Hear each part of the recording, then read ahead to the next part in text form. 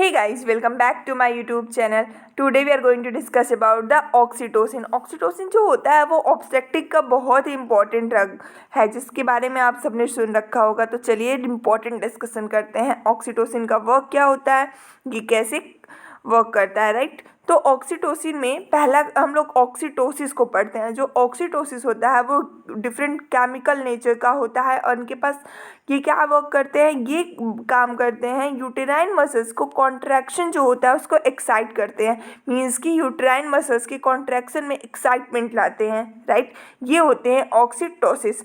तो ऑक्सीटोसिस को मेनली हम 3 पार्ट्स में क्लासीफाई करते हैं, डिवाइड करते हैं और पढ़ते हैं। पहला है ऑक्सीटोसिन, दूसरा है रिगॉर्ड डेरिवेटिव्स और तीसरा है प्रोस्टाग्लैंडिन्स, राइट। पहला ऑक्सीटोसिन, दूसरा है रिगॉर्ड डेरिवेटिव और तीसरा प्रोस्टाग्लैंडिन। तो चलिए पहले हम ऑक्सीटोसिन के बारे में ब्रीफ डिस्कशन करते हैं। तो जो इसकी फार्माकोलॉजी होती है, ऑक्सीटोसिन जो होते हैं एक नॉन पेप्टाइड ड्रग होते हैं और ये कहाँ बनते हैं, जो हमारे हाइपोथैलेमस का सुप्रा ऑप्टिक और पैरावेंट्रिकुलर न्यूक्लियाई होते हैं वो बनाते हैं ऑक्सीटोसिन। और जब ये बन जाता है हमारे हाइपोथैलेमस में तो ये नर्व एक्सॉन के थ्रू हमारे पोस्टीरियर पिट्यूटरी ग्लैंड में आता है और वहाँ स्टोर हो जाता है और जब इसकी ज़रूरत पड़ती है तब ये वहाँ से रिलीज़ होता है, राइट। नेक्स्ट हम लोग इसके हाफ लाइफ की बात करें तो ऑक्सीटोसिस का हाफ लाइफ 3 to 4 मिनट होता है और इसका ड्यूरेशन जो होता है, ड्यूरेशन ऑफ एक्शन जो होता है वो 20 मिनट्स का होता है। मीन्स कि अगर आप पेशेंट को किसी ऑक्सीटोसिन दे रहे हो तो उसका असर 20 मिनट तक रहेगा, राइट। नेक्स्ट हम लोग देखते हैं कि कैसे वर्क करता है। तो आप लोग को पता होगा यूट्रस की मेनली 3 लेयर्स होती हैं।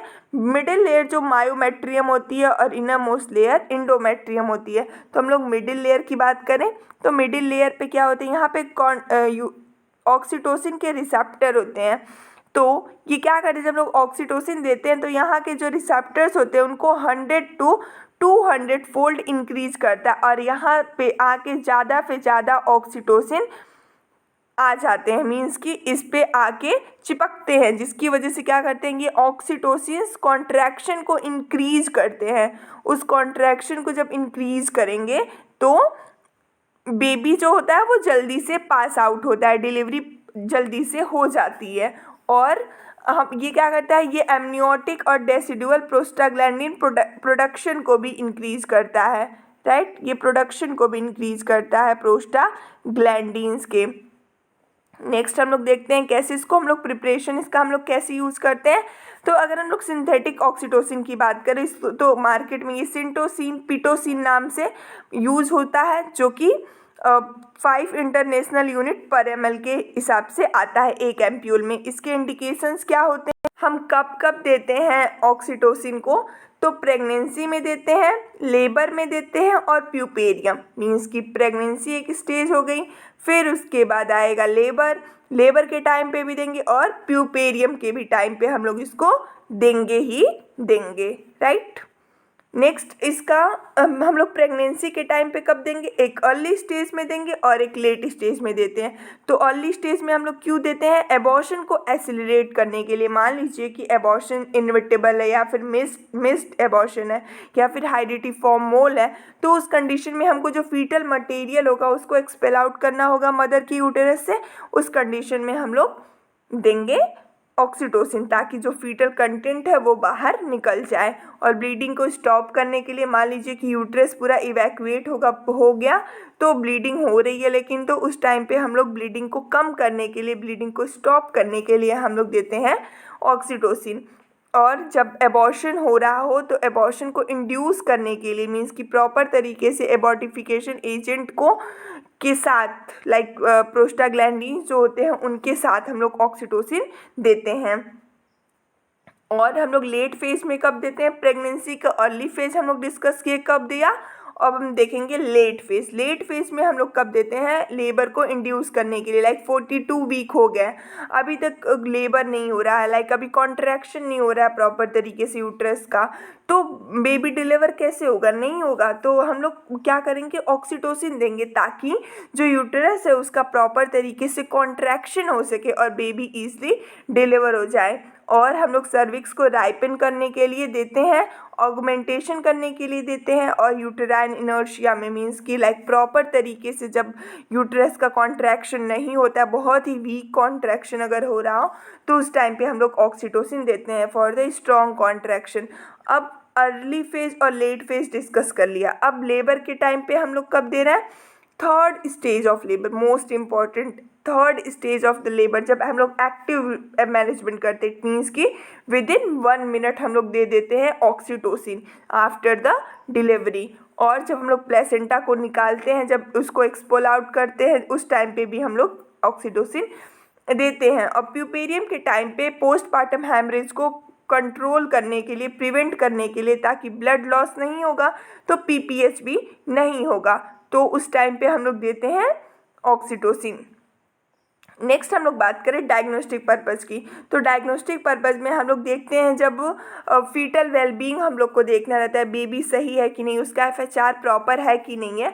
तो जब एफएचआर प्रॉपर है कि नहीं, फीटल वेलबींग देखना होता है, तो हम लोग ऑक्सीटोसिन सेंसिटिविटी टेस्ट करते हैं या फिर कॉन्ट्रैक्शन स्ट्रेस टेस्ट करते हैं। लाइक प्रॉपर हम लोग कॉन्ट्रैक्शन जब देते हैं मदर को, तो बेबी का जो फीटल हार्ट रेट रहता है वो प्रॉपर अगर रहता है, तो हम लोग कहते हैं कि हाँ फीटल वेलबींग प्रॉपर है।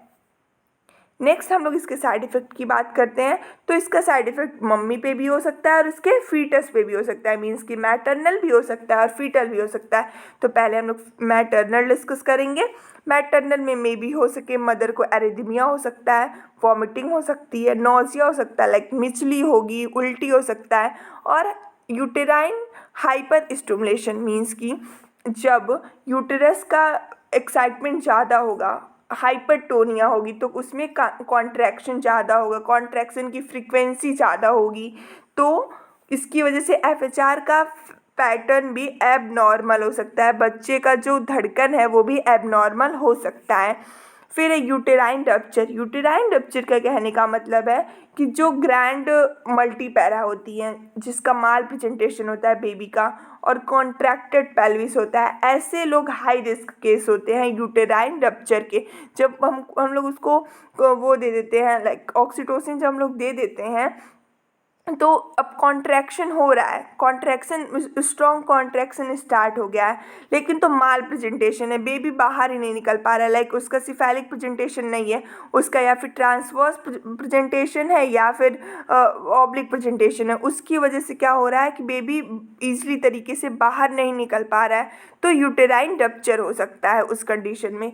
नेक्स्ट है वाटर इंटॉक्सिकेशन। वाटर इंटॉक्सिकेशन क्या होता है, जैसे कि जो ऑक्सीटोसिन होता है उसका एक साइड इफ़ेक्ट होता है, एंटी डाययूरेटिक फंक्शन होता है, लाइक वो जो होता है ना, वो एंटी मीन्स कि इंटॉक्सिकेशन कॉज करता है, हाइपोनेट्रीमिया कॉज करता है, जिसकी वजह से क्या होता है, मदर को हो सकता है कन्वर्जन हो जाए या कंजेस्टिव कार्डियक फेलियर हो सकता है, इवन डेथ भी हो सकती है। नेक्स्ट है हाइपोटेंशन। हाइपोटेंशन क्यों होता है, क्योंकि अगर हम लोग बोलस आईवी इंजेक्शन दे रहे हैं ऑक्सीटोसिन का, तो उसकी वजह से हाइपोटेंशन हो सकता है, क्योंकि हाइपोवोल्मिक शॉक हो सकता है या फिर हाइपोवोल्मिया की कंडीशन हो सकती है। नेक्स्ट है एंटी डायूरेसिस। जैसा कि हम लोग पढ़े हैं कि जो ऑक्सीटोसिन होता है उसका एंटी डायूरेटिक इफेक्ट होता है, राइट। तो ये सारे मैटरनल साइड इफ़ेक्ट थे जो कि ऑक्सीटोसिन लेने के बाद माँ के ऊपर ये सारे साइड इफ़ेक्ट हो सकते हैं। अब फीटस के ऊपर देखते हैं। फीटल डिस्ट्रेस हो सकता है, फीटल हाइपोक्सिया हो सकता है और फीटल की डेथ हो सकती है। ये सारे साइड इफ़ेक्ट होंगे। रूट ऑफ एडमिनिस्ट्रेशन क्या होता है, मेनली हम लोग आईवी देते हैं और आईएम देते हैं। याद रखिएगा, कभी कभी हम लोग आईवी डायरेक्ट ऑक्सीटोसिन नहीं देते हैं, हमेशा हम लोग इन्फ्यूज़न के थ्रू देते हैं, राइट। हम लोग या फिर आरएल में इसको मिला करके देते हैं। ये बात आप लोग हमेशा याद रखिएगा। तो ये थे हमारे ऑक्सीटोसिन, उसके साइड इफ़ेक्ट और उसके सारे क्लासिफिकेशंस। तो आई होप आप लोग को अगर वीडियो पसंद आई हो तो लाइक सब्सक्राइब तो बनता है यार। Have a good day.